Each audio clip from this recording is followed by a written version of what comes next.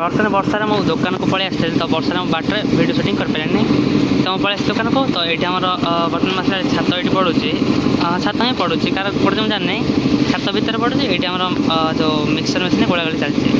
ତ ବର୍ଷା ଛାଡ଼ିଲାଣି ପ୍ରାୟ ଟିକେ ଟିକେ ପକାଉଛି, ମାନେ ସେମିତି ଜଣାପଡ଼ୁନି ବର୍ଷା ପକାଉଛି ବୋଲିକି ଯାଇ ହେବ। ବର୍ତ୍ତମାନ 5-10 ମିନିଟ୍ ବସିଥିଲି ଆଉ ଦୋକାନଟି ଆମର ଏଇପଟେ ରହୁଛି ଦୋକାନଟି ହେଲା କି।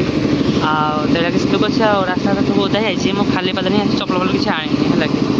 ଓକେ, ତ ଏହା କିଛି ଆମର ଗାଁ ପାଖର ମାହୋଲ ଅଛି। ତ ବର୍ଷା ନଥିଲେ ମୁଁ ଗାଁରେ ଭଲସେ ବୁଲିକି ଦେଖିଦେଇଥାନ୍ତି। ତ ବର୍ତ୍ତମାନ ମୁଁ ବାହାରକୁ ଯାଇପାରିନି ବେଶୀ, କାହିଁକିନା ବାହାରକୁ ଗଲେ ମୋବାଇଲ୍ ଫୋବାଇଲ୍ ବେଶୀ ଯିବ। ଓକେ, ତ ଆମେ ଘରେ ହିଁ ଦେଖା ହେବା।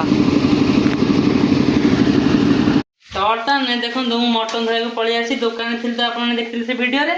ତ ଦୋକାନ ସିଧା ଆସିକି ବୋଉ ମୋତେ ମାଡ଼ି ବସିକି ଧରିଲା କି ନା ମଟନ ଧଅ ନହେଲେ ନ ଧୋଇଲେ ଛାଡ଼ିବିନି। ହେଇ ଦେଖନ୍ତୁ ମଟନ ଆଣିଛି, ବୋଉ ଆଣିଛି, ଆମର କିଲେ ମଟନ ଆସିଛି, ଧୁଆ ପଇଲା ମଟନ ଏଇଖିନା। ତ ମଟନ ଗୋଟେ ଖେଳା ଖେଳି କରିଦେମି। ଏଇଟା ମଟନ କାଢ଼ିକି ପକାପକି ତ କରୁଛି, ଭଲସେ ମୁଁ କାଢ଼ିବି ଏତିକି କାଢ଼ିକି ଧୋଇଦେମି ହେଲା କି। ତାପରେ ହେଉଛି ଏତିକି କାଢ଼ିକି ଧୋଇଦେବେ। ଓକେ, ଆମେ ମଟନ ଧୋଇ କରିଲା ବେଳେ ଆମେ କିଛି ସମୟ ପରେ ଦେଖା ହେବା। ତ ସେଇପଟେ ଆମେ ଦେଖନ୍ତୁ ବୋଉ କଢ଼େଇରେ ସବୁ ପିଆଜ ଧୁଆଧୁଇ କରୁଛି ମଟନ ଧୋଇ କରିବ ବୋଲିକି। ତ ବର୍ତ୍ତମାନ ମୁଁ ମଟନ ଧୁଆଧୁଇ କରିଦେଇଛି। ତା ବର୍ତ୍ତମାନ ବୋଉ ମଟନରେ ହଳଦୀ ଲୁଣ ତେଲ ପକେଇ ଦେଇଛି। ତାକୁ ମୋ ବୋଉ କହିବା କଥା ଗୋଳାଳି ଯଦି ଭଲସେ ହେବ ମଟନଟା ଟେଷ୍ଟ ହୁଏ ହେଲା କି। ନାଇଁ ମୁଁ ଗୋଳାଳି କରିଛି। ତ ବୋଉ ସେପଟରେ ଆମର ରୋଷେଇ ସେ କଢ଼େଇରେ ଆମର ପିଆଜ ମସଲା ଦେଇକି ଭାଜୁଛି, ମାନେ ଜାଳୁଛି ହେଲା କି।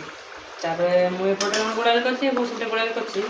ଆଚ୍ଛା, ଆମେ ଦେଖା କିଛି ସମୟ ପରେ ସିଧା ମଟନରେ ତଳେ କଢ଼େଇରେ ମଟନ ପଡ଼ି ସାରିଲା ପରେ